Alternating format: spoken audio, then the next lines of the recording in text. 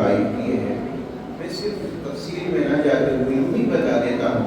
Number 1 قرآن کریم پر ایمان لانا، number 2 قرآن کریم کو پڑھنا جسے پڑھنے کا حق ہے، قرآن کریم کو سمجھنا جسے سمجھنے کا حق ہے، اور قرآن کریم پر عمل کرنا جسے عمل کرنے کا حق ہے، اور 5واں ہے قرآن کریم کو دنیا کے لوگوں تک پہنچانے کی نیت کرنا۔ یہ قرآن کے 5 حق ہر مسلمان کے ذمہ ہے، یہ خالی علماء کے ذمہ نہیں ہے، ہر مسلمان کی ذمہ داری ہے قرآن کریم کو پڑھنا، قرآن کریم کو سمجھنا، قرآن کریم پر عمل کرنا، اور قرآن کریم کو دنیا کے لوگوں تک پہنچانے کی نیت کرنا۔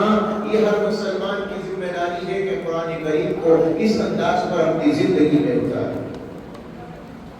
حضرت علی فرماتے ہیں، نبی پاک علیہ السلام نے ارشاد فرمایا کہ علی ان قریب ایک ایسا زمانہ آئے گا کہ دنیا میں بڑے فتنے رونما ہوں، یہ کے بعد دیگر فتنوں کی بارش ہوگی، سامنے سے، آگے سے، دائیں سے، بائیں سے، چاروں طرف سے تمہیں فتنے نظر آئیں گے، تم سر اٹھاؤ گے تو فتنے تمہیں اچک لیں گے۔ تو حضرت علی نے یہ پوچھا، یا نبی اللہ وہ فتنے کدھر سے آئیں گے اور کیوں آئیں گے؟ تاجدار مدینہ امام الانبیاء سے فوراً معلوم کیا، المخرج عنہا یا رسول اللہ، اللہ کے نبی یہ بتاؤ میں ان فتنوں سے کیسے نکلوں گا، میرے لیے بچنے کا راستہ بتاؤ میں کیسے بچوں گا ان فتنوں سے؟ اگر مجھے بچنا ہے اور اپنی حفاظت کرنی ہے، اپنے ایمان کی حفاظت کرنی ہے، اپنے دین کی حفاظت کرنی ہے، تو یا نبی اللہ مجھے بتاؤ کہ میں فتنوں سے کیسے بچوں، کیسے نکل کر جاؤں؟ اللہ کے نبی نے ارشاد فرمایا،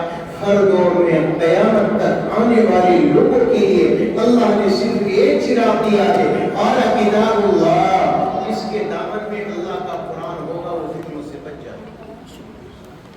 قال کتاب اللہ فیہ نبأ ما قبلکم وخبر ما بعدکم، آنے والی پچھلی ساری خبریں اللہ نے اس میں اتار کر رکھ دی۔ اور میرے نبی نے فرمایا، من ترکہ من جبار قسمہ اللہ، یاد رکھنا اگر کوئی ظالم، اگر کوئی بدبخت اپنی بدبختی کی وجہ سے قرآن کریم پر انگلی اٹھائے گا یا قرآن والوں پر انگلی اٹھائے گا، تو یاد رکھیے گا اللہ کے نبی نے فرمایا، قسمہ اللہ، اللہ اسے 20 کا رد دے گا، ومن اتبع الہدی فی غیرہ اضلہ اللہ۔ اور اللہ کے نبی نے فرمایا، ہدایت تلاش کرو گے قرآن سے ہٹ کر کبھی نہ مل پائے گی، ہدایت تلاش کرو گے قرآن سے ہٹ کر کبھی نہیں مل پائے گی۔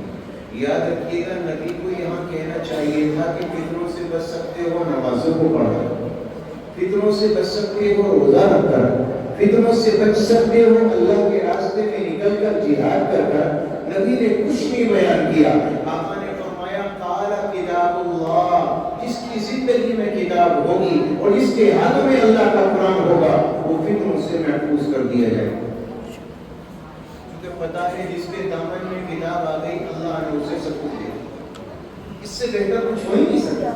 نبی نے فرمایا، خیرکم من تعلم القرآن وعلمہ، تم میں سب سے بہتر وہ ہے جو اللہ کے قرآن کو سیکھے، اللہ کے قرآن کو سکھائے، اور خود اللہ نے قرآن کریم میں فرمایا، قل بفضل اللہ وبرحمتہ فبذلک فلیفرحوا، اے لوگوں اگر اللہ نے تمہیں قرآن دے دیا ہے خوشیاں منا لو، دنیا کی تمام چیزوں سے بڑھ کر اللہ کا قرآن ہے، اس سے بہتر کوئی شے نہیں ہو سکتی۔ آج بھی اگر مسلمان یہ چاہتا ہے کہ فتنوں سے بچ جائے، آج بھی اگر مسلمان یہ تمنا کرتا ہے کہ اللہ مجھے تمام بلاؤں سے، مصیبتوں سے، فتنوں سے دور رکھے، اور وہ انسان ہدایت کے راستے پر چلنا چاہتا ہے، تو یاد رکھیے گا قرآن کے علاوہ آپ کسی بھی راستے میں ہدایت نہیں پا سکتے۔ قرآن آپ کی زندگی بنا ہو، قرآن آپ کا اوڑھنا بچھوڑنا ہو، آپ قرآن کی تلاوت کرنے والے ہو، اچھے سے تلاوت کرنے والے ہو، یہ نہیں کہ آج میں حرفوں کی ادائیگی کا نہیں پتہ، جیم ہے، دال ہے، زا ہے، کیا ہے، ہم بس پڑھے جا رہے ہیں، 70 سال ہو گئے، 80 سال ہو گئے، اور پھر لفظ کیا ہوتا ہے، اللہ قبول کر لینا ٹوٹی پھوٹی۔ تو 500 کا نوٹ پھٹا ہوا لے کر جاؤ، ایک پان مانگو، بھائی 10 روپے کا ایک پان دے دے، 500 کے نوٹ کے بدلے میں آپ کو پان نہیں دے گا، حالانکہ نوٹ 500 کا ہے، قیمتی ہے، لیکن پھٹا ہوا ہے۔ عجیب بات ہے، پھٹے ہوئے نوٹ کا پان نہیں ملتا، لیکن اللہ تعالیٰ اسے قبول کر کے جنت دے دے۔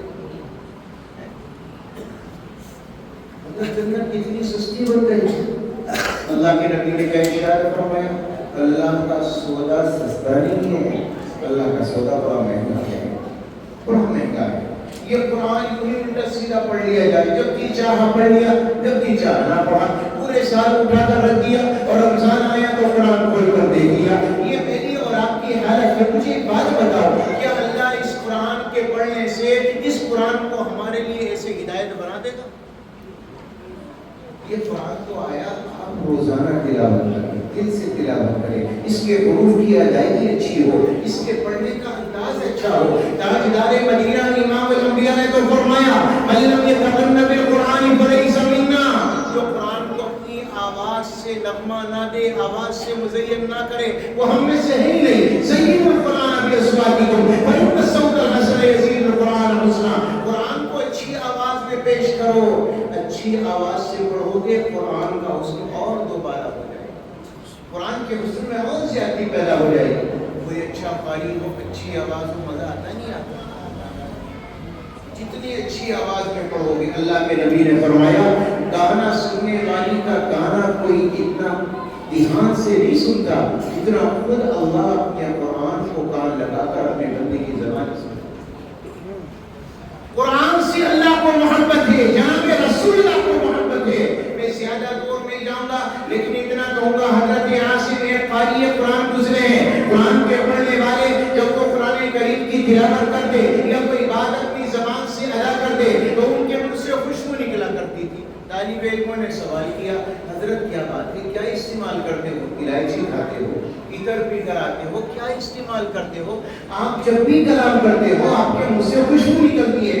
حضرت عاصم نے فرمایا, تمہارا وہم ہے, میری زبان سے کچھ نہیں نکلتا. ایک دن طالب علم قریب میں آیا اور آ کر کہنے لگا, حضور بتانا ہوگا آپ نے کیا استعمال کیا ہے, آپ جب بھی کوئی بات کرتے ہو منہ سے خوشبو کے فوارے. عجیب بات تھی نا, یہاں تو برش کرتے کرتے دانت مانستے مانتے زندگی گزر گئی, اب تک خوشبو نہیں آئی. دے مصباح, دے خوشبو, اور دے کولگیٹ ختم کر ڈالے سارے کے سارے. تو حضرت نے فرمایا, آج تم نے اصرار زیادہ کیا ہے, اس لیے بتا دیتا ہوں, ورنہ میری تمنا تھی کہ میرا راز کسی کے سامنے ظاہر ہو. فرمانے لگے, ایک دن میں قرآن کریم پڑھا کر مسجد نبوی سے اپنے حجرے میں گیا اور جا کر سو گیا. نیند کی حالت تھی کہ تاجدار مدینہ امام الانبیاء خواب میں تشریف لائے اور میرے آقا نے فرمایا, عاصم کھڑا ہو جا. میں کھڑا ہوا, نبی کے قریب میں پہنچا. میرے نبی نے فرمایا, تو اللہ کا قرآن بچوں کو پڑھاتا ہے, اللہ کی کتاب کو بچوں کے سینے میں اتارتا ہے. میرا جی چاہتا ہے میں تیرے ہونٹوں کو بوسہ دے دوں, تیرے ہونٹوں کو چوم لوں. فرماتے ہیں, خواب میں تاجدار مدینہ امام الانبیاء محمد رسول اللہ صلی اللہ علیہ وسلم نے اپنے لبوں کو میرے ہونٹوں پر رکھا. فرماتے ہیں, جب سے خواب میں نبی نے اپنے لبوں کو میرے لبوں پر رکھا ہے, میرے منہ سے برابر کچھ نہیں نکلا. اس قدر محبت ہے جناب رسول اللہ صلی اللہ علیہ وسلم کو قرآن پڑھانے والوں سے اور قرآن پڑھنے والوں سے. اب سوال یہ ہے کہ ہمیں بھی محبت ہے. اللہ قرآن میں کہتا ہے, تمہیں یرید اللہ ان یہدیہ یشرح صدرہ للاسلام.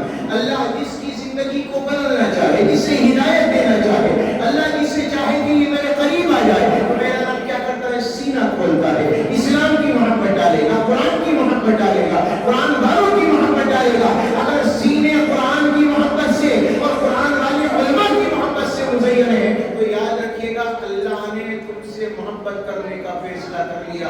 اور اگر تمہارے سینوں میں علماء سے, قرآن سے قدرت ہے, قرآن کی محبت ہے, علماء کی محبت نہیں ہے, یاد رکھیے گا تب بھی اللہ نے آپ کے لیے اپنی رحمت کا فیصلہ نہیں کیا. مسلمان عجیب ہے, جزدان پڑا مل جائے پوڑی اٹھا کے لائے گا اور رکھ لے گا, جبکہ قرآن اس سے جڑا ہے, وہ قرآن کا حصہ نہیں تھا. قرآن اس میں رہا ہے, ایک کپڑا ہے وہ قرآن, اس پر قرآن کی آیتیں نہیں لکھی.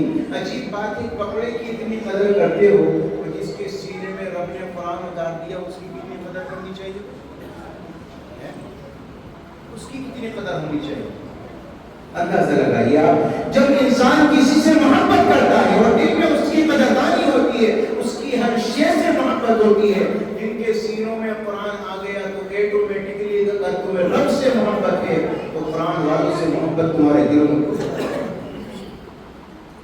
اور یاد رکھیے گا اگر قرآن والوں سے محبت نہیں تو اعمال قبول نہیں ہوں گے. عبداللہ بن مہران کی روایت حضرت معاذ سے نقل کرتے ہیں، میں تفصیل میں نہیں جاؤں گا.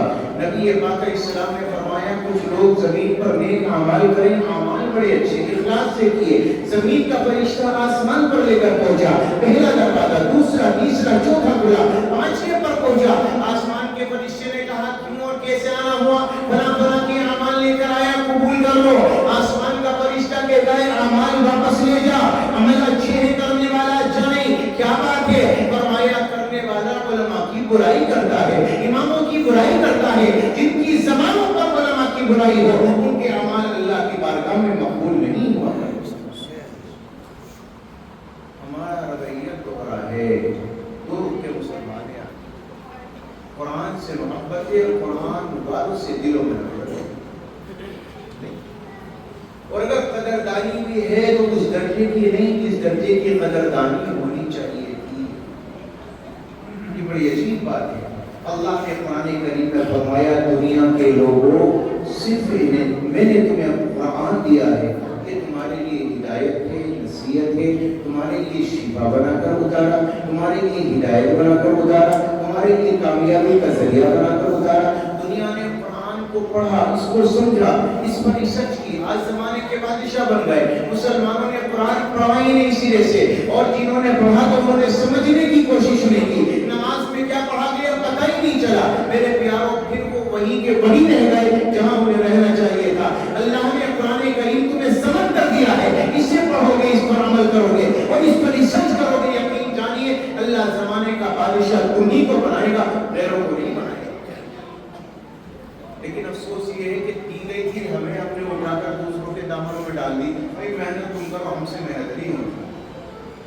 پھر کیا ہوگا؟ زمین چھن جائے گی نہیں چھن جائے گی؟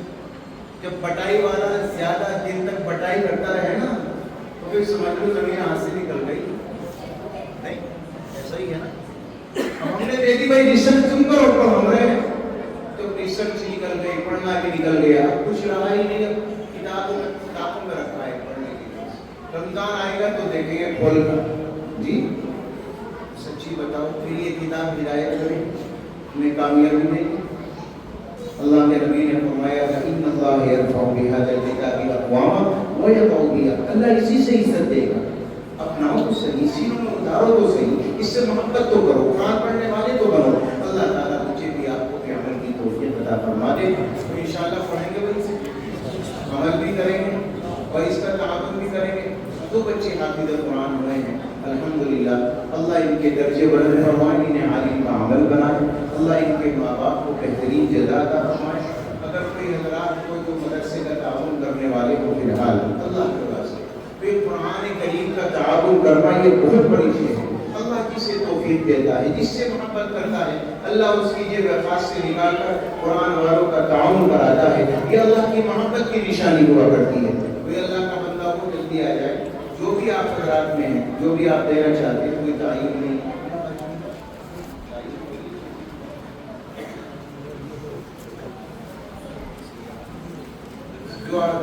جو بھی ہے آپ کی جیب میں آ جائیے. ماشاء اللہ 100 200 500 آپ دینا چاہیں جلدی آ جائیے.